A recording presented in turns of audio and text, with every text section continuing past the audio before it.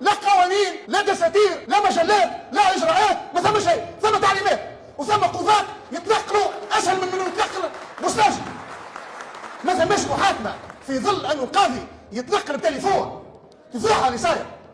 تعرف شنو هي مشكلة السيد هذا وأمثاله؟ مش سوء التقدير أو إنهم غيروا آرائهم، هذا يقع لأي إنسان طبيعي. لكن مشكلة السيد هذا وأمثاله إنهم ما يحشموش ورقعتهم صحيحة. 10 سنين ما خلوا ما عملوا لإفشال التجربة الديمقراطية في تونس، وساهموا مساهمة واضحة في وصول تونس إلى لحظة الانقلاب على الحرية والديمقراطية، وصفقوا للانقلاب.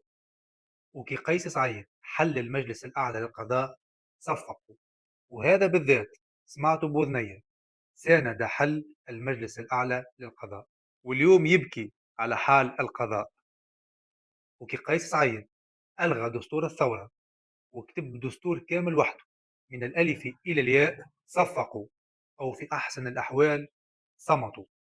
وكي قيس سعيد سجن خصومهم السياسيين ظلما، كذلك صفقوا.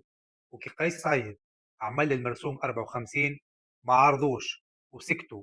وكي قيس سعيد دجن الإعلام، كذلك سكتوا.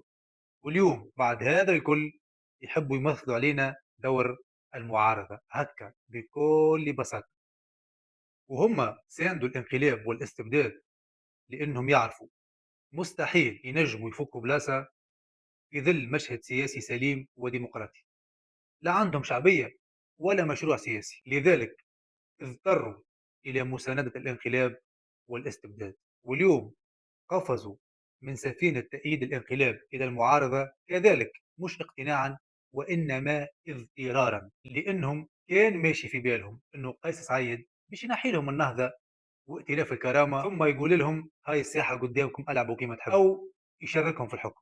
لكن قيس سعيد حيدهم وأبعدهم عن المشهد تماما، وممكن جدا في المستقبل مصيرهم يكون كيما مصير خصومهم السياسيين اللي هم شمتوا فيهم. لذلك هم اليوم رجعوا للمعارضة ليس اختيارا إنما اضطرارا بعد فوات الأوان. يقول القائل شنو المشكل؟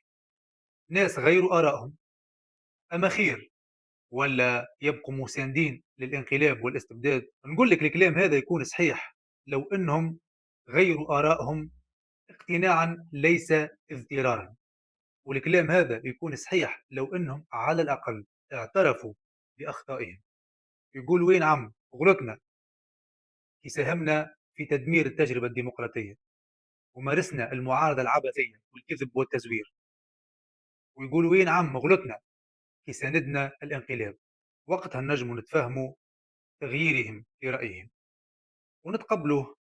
لكن هكاك من غير اعتراف بالخطا يصير القفز من سفينه تأييد الاستبداد إلى المعارضة، هذا كلام فارغ وما عنده حتى أدنى قيمة، مجرد بطولات وهمية ومعارضة وهمية. لأنهم كي ساندوا الانقلاب هم يعرفوا ومتأكدين إنه باش يوصلنا للوضع اللي عايشينه اليوم في تونس، ومع ذلك ساندوه بكل وقاحة حكاية في خصومهم السياسيين. واليوم بكل وقاحة يحبوا يمثلوا دور المعارضة ونصدقوهم. وأنا متأكد إذا كان ربي يكرمنا بالديمقراطية من جديد مش يعاودوا يعملوا نفس الأخطاء ويمارسوا نفس المعارضة العبثية والكذب والتزوير، لأنهم ناس لا تحكمهم المبادئ إنما يحكمهم الحقد الأيديولوجي.